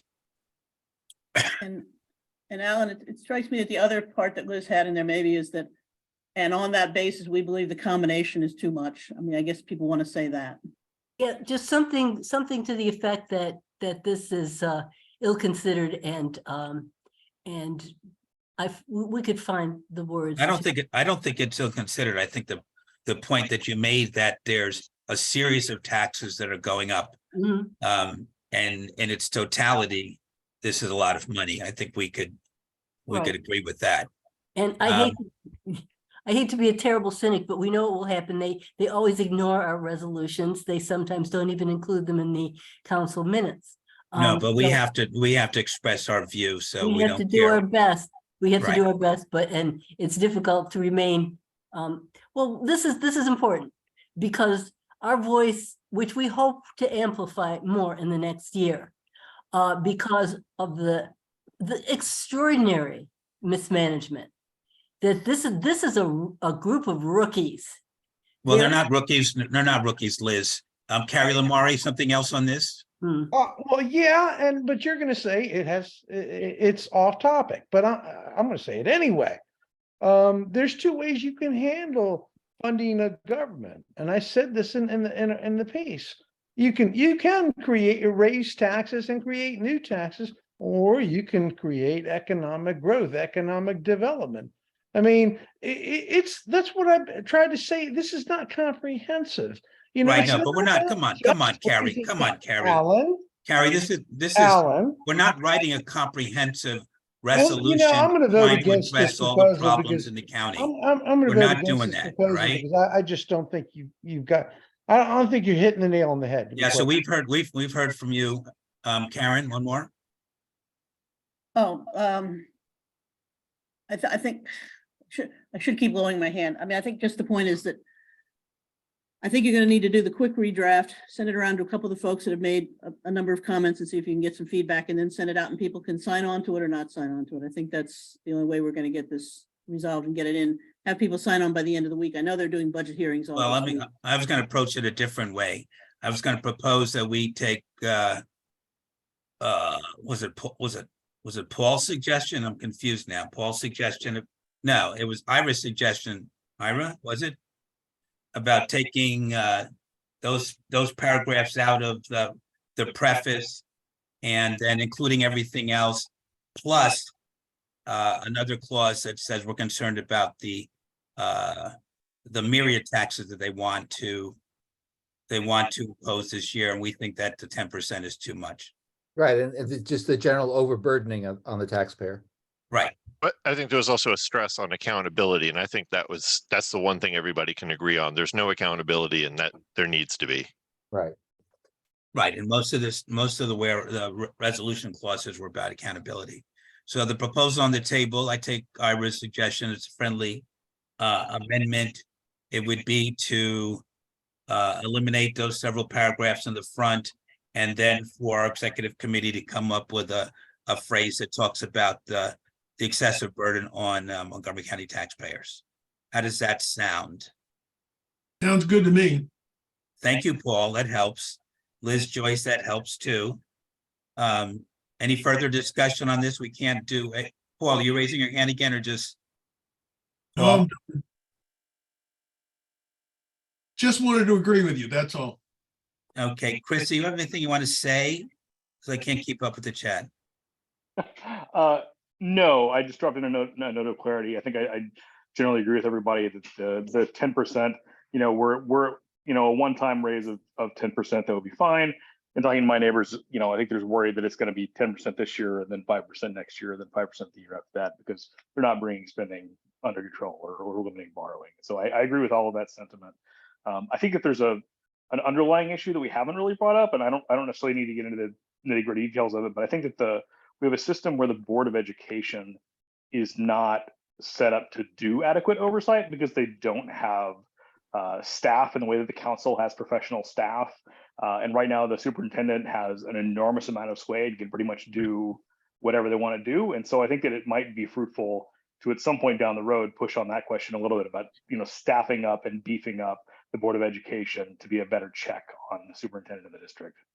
I agree 1,000%. Carol Ann? I just wanted to say, and I apologize for not keeping up with the paragraphs as you went. It's a long day, I'm fuzzing out. But I don't want to lose the concept of that maintenance of effort, because to go to what Chris just said, problem is that when you raise money for the schools, then we are stuck with it forever and ever and ever after, so shall it be, amen, because that's what state law says. So it's not like you can say we need to put in a little more money this year for X, Y, and Z, and then next year we can go back to our normal level. Just be clear. We need to, I think we all know that, but that's a point I think that does need to be preserved in there. That's all I wanted to say. Right, it's Ira, as a friendly amendment, keep the third paragraph, the one about the maintenance of effort. That's what I know what was in there. I just didn't know where we were with the changes. That's what it would mean, Karen. That's what it would mean. Leanne? I'm a little bit different on this issue than everyone else. I'm certainly impressed by the accountability that has to be stressed. I probably have less of a problem with the tax increase, but what I would say is what we haven't addressed is parents who are concerned about the deteriorating quality of many Montgomery County schools. And in order to be enthusiastic about this resolution, I would want something in there that would indicate that we do feel that, quality has to be maintained or enhanced, rather than just, we don't want the tax increase and we, basically don't care what happens to the schools, or we're silent with the quality. I think the quality question has to be addressed. That's all. Yeah, we put that in there. That's the last clause about the deteriorating facilities and underserved schools and adversely impacting the learning and working environment. So I think we've got something in there about that. Okay. Anybody else? Yes, stop the robbery and fix our fiscal responsibility. Yeah, we have that. We have that. So the motion on the table is to adopt the resolution with the amendments or friendly amendments from Ira and the permission for the executive committee to draft another clause talking about the tax burden on Montgomery County residents. So I'll call the question. All those in favor say aye. Aye. Those opposed? Opposed. Okay, Carrie Lamari. Thank you for that. Any abstentions? Leanne's abstaining. Okay, so that is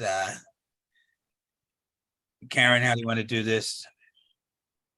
Can people put in the chat? That might be the easiest way to keep track. You guys Otherwise it's hard, 'cause put not in the everybody's chat, showing their pictures and everything. put in the chat Just yes, no, if or you abstain. support it, you oppose it, or you abstain.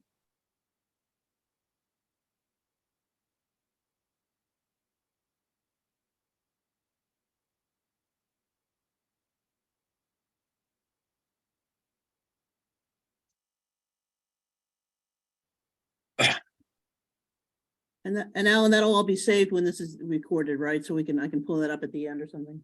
Yes. I'm asking everybody to vote in the chat. And when we're saying support, we are saying with the we're assuming with the amendments that With the we're amendments, proposing. yes. Yeah. I think it's important for the Civic Federation to express its view. It may not be as comprehensive as some people would like, but we have to do this periodically.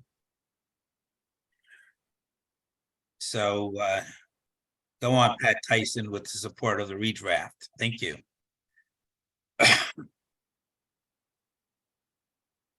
Okay. The resolution passes. Thank you, and we will send around the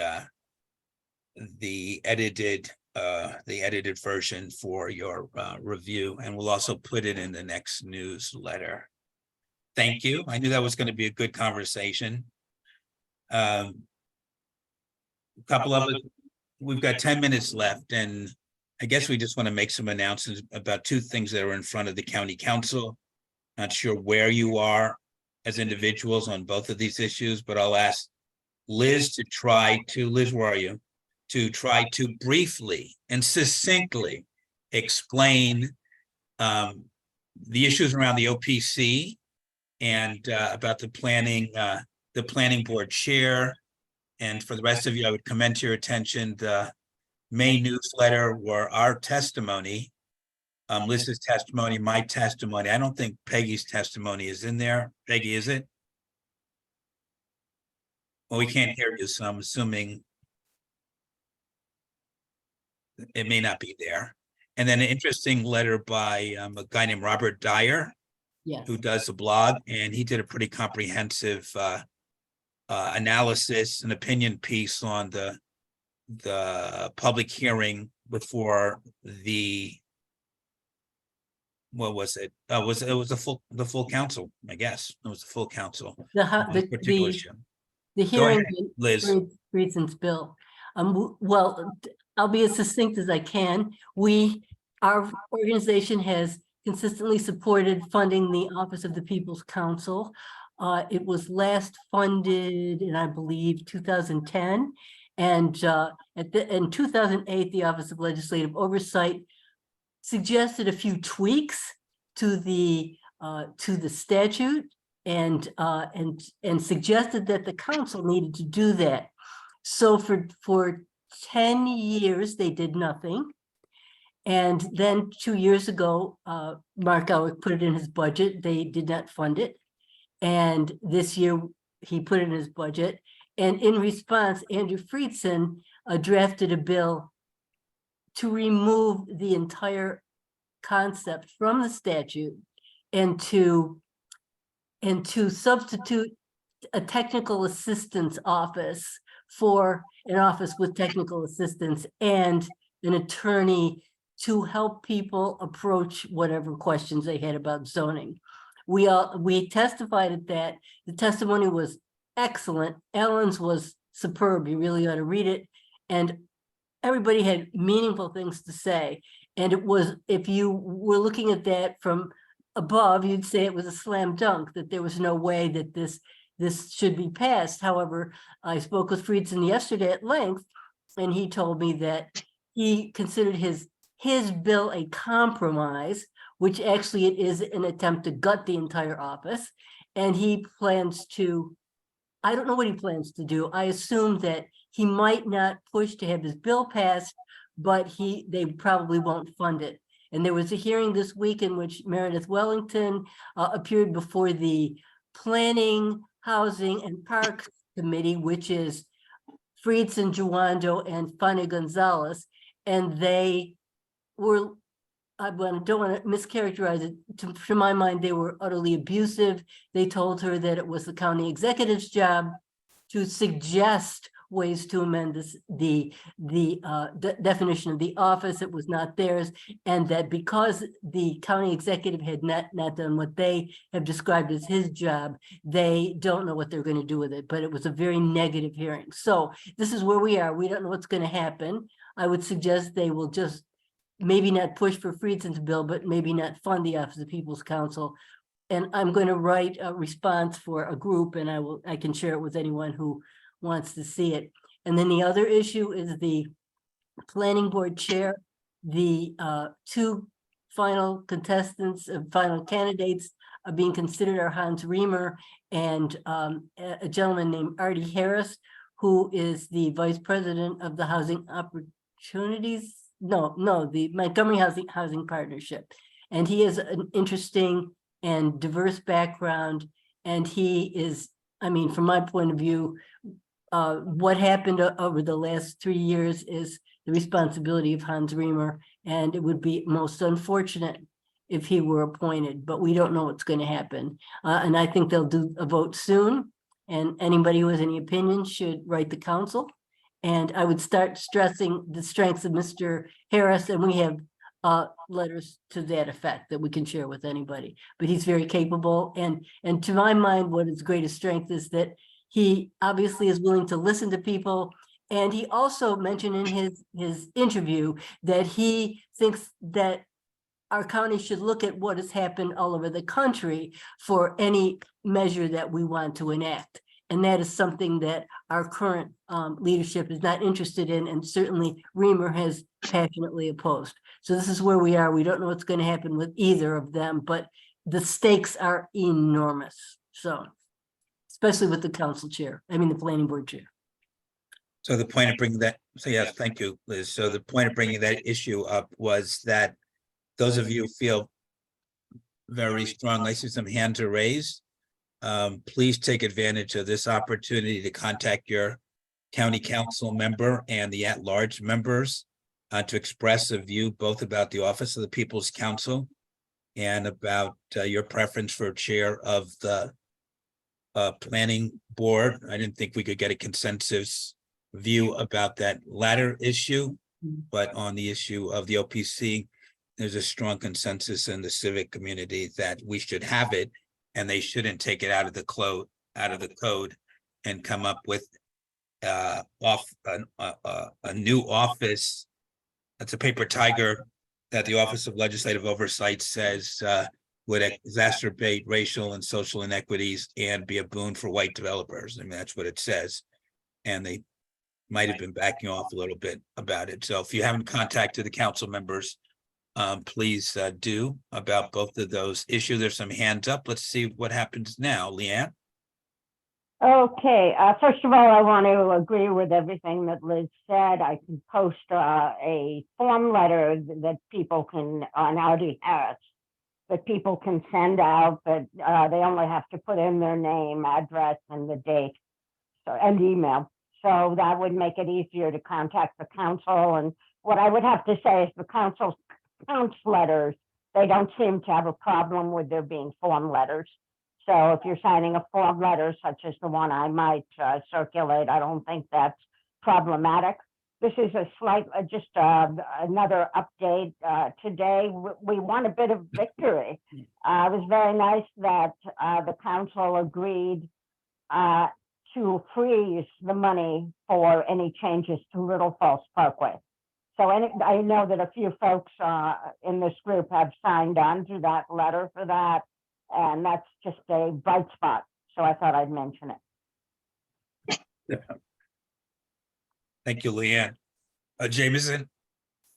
Well, two things real quick. I watched a recording of the PHP hearing, and I believe it was Councilmember Jawando who said something to the effect of he was concerned that the OPC would be used by squeaky wheels to stop development. And I think that's really saying the quiet part out loud. With regards to RD Harris, I did attend a Zoom, basically an interview with him, and I was very impressed by a couple things. Number one, he has experience with affordable housing. I think that's good. Number two, he has an engineering background, civil engineering, and I think that it shapes his mindset. And I, as an engineer myself, I sort of appreciate that sort of quiet, technocratic, seeking information and opinions from all sides. I think he would be exactly the kind of person that we would want on the planning board. I'd like to see a planning board that is quiet, mild-mannered technocrats and not bomb throwers and ideologues, because those are the people who will solve the problems in a reasonable way and not an ideological way. Thank you, Jameson. Karen? Yeah, same points about RD Harris. I think maybe the one point that's the easiest way to put it to everyone is that, look, this is a guy who's a pragmatic doer. He's not a politician. He's he's someone who works on these issues, and that's what we really need here. We've had too much politics and too many issues like that. That's not what we need going forward. On the OPC, I did do a lot of reading. I watched a lot of that hearing. It wasn't the committee hearing. Yes, they were pushing back very hard, but I think there are some real open issues out there. Not to mention that the funding that's being asked for is actually ludicrously inadequate if we actually want a council to do something. I would hope maybe if everything just sort of fades back for a little while, we could actually work on maybe trying to put together some kind of task force to actually do that. There were a lot of reasonable questions they were asking about that, and it probably $248,000 was what they funded it almost 15 years ago. It probably and Friedson actually said that, it probably needs something several times that level. And you're not going to get that till you get some kind of consensus on doing this. So I'd like to see us try to work on some of the questions that they actually had out there to really give the office somewhat more focus and so forth. Thank you, Karen. Carrie?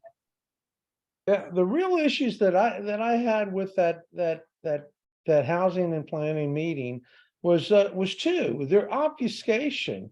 Jawando expects the county executive to redraft it. Well, this is a product of the county council. OPP was created by Ike Leggett with the Civic Federation helping in drafting the language. And the second, which would indicate that the council is technically responsible to redraft any language if they want to change the law. The second thing is, that they didn't have a grasp of what the legislation actually said. Mrs. Gonzalez was hinting that her office helps residents every day since the day she was elected, and she's doing the job of the People's Council. And I'm thinking in my head, lady, you haven't got a clue. This is a land use, a representative. And unless you're a lawyer, I don't see how you're helping the public. So their obfuscation or they're either obfuscating or they don't know what the hell they're talking about. Thank you, Carrie. Lewis? Yeah, just a quick question. I understand the council had narrowed the candidates down to 3. And and just so you all know, yeah, I agree. Artie is the best choice by far. But in any case, they narrowed it down to 3, and now it's 2. I thought they were going to pick 1 out of the 3. Did the third person drop out, or did they're doing this like where they're narrowing it down to 2 and then they narrow it down to 1? What happened there? My information was that Fosselman fell out of contention. I'm sure he didn't take his name out of contention, but probably doesn't have enough support at the council. Oh, okay, thanks. I was just wondering. Thank you. So the point of this last part of this conversation was that if you haven't sent any kind of communication to the county council and your council members about the planning board chair or the OPC or any of a number of other important issues, please do. This is really the only time we have an opportunity to sort of weigh in and make a difference. And hopefully, best case scenario, they fund the Office of the People's Council at the recommended level, even though it's not enough. A mid alternative is that they don't fund, they defeat Friedsen's bill. They don't fund the People's Council, and it stays in the code, so we get to revisit that. And of course, the best case is that, and then the worst case is that they pass Friedsen's bill and they get rid of the People's Council. Liz, you're going to have the final comment. Okay. After I say this, and for those people who are still on the call, we're up to 40 at the beginning. If any of you can come to the June meeting, which is going to be June 12th, Monday, at the American Legion Post in Silver Spring, there's parking available. They get cheap drinks. We're going to have food. We're going to have the county executive. We may have the congressman, and we're going to present the awards to North Hills of Sligo, to Cheryl Gannon, to Kim Prasad, and to Karen Cortree. We'd like to have a decent crowd there, so we'll send out lots of reminders. I hope you can join us. Liz, last comment. Yes, I just wanted to echo what Carrie had to say about the hearing with this committee. This is a planning, housing, and economic development committee. And Fana Gonzalez was put on this committee. I would suggest that any of her constituents listen to that harangue and to the lack of information behind it. She didn't even understand that her office is not equipped to help people with land use issues, which are about to become even more complex. And also, again, these people didn't talk anything about economic development, which is as much part of their responsibility as anything else. So keep an eye on your representatives, and if they are failing to do their jobs adequately while lecturing other people about theirs. So a little confusion there. So that committee is planning, housing, and parks. Well, in part, that's right. There's a new economic development committee, and she is the chair of that. So that was my, yes, I'm sorry about the conflation of the two committees, but she has a lot of responsibility, and her performance the other day would give me pause if I were her constituent. No, it was embarrassing. There's no question about that.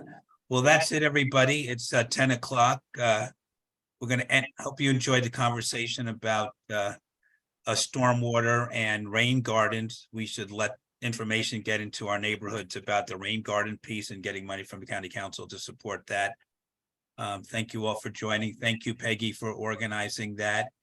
And entertain a motion to adjourn. So moved. All right, so moved and seconded. Thank you all. See you in June, hopefully at the American Legion. Eric will see you there, right? Take care, everybody. Take it easy.